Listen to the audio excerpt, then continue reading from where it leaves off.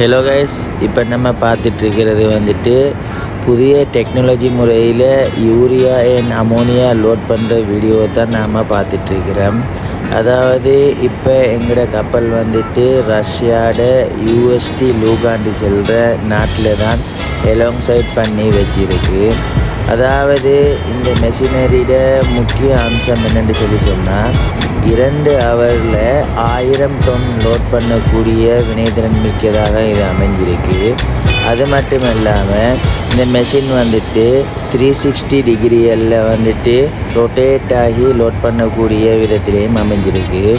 அதனால் ஒரு போட்டுக்கு ஒரு கப்பல் வந்தால் சாதாரணமாக 6 ஹவர்ஸ் இல்லது 8 ஹவர்ஸில் லோட் பண்ணி மேக்ஸிமம் ஃபுல்லாகவே லோட் பண்ணி அந்த கப்பலை வந்துட்டு வெளியேற்றுறதுக்குரிய ஒரு வாய்ப்பு இருக்குது. அதுதான் இந்த மெஷினரியோட ஒரு முக்கிய பண்பாக அமைஞ்சிருக்கு.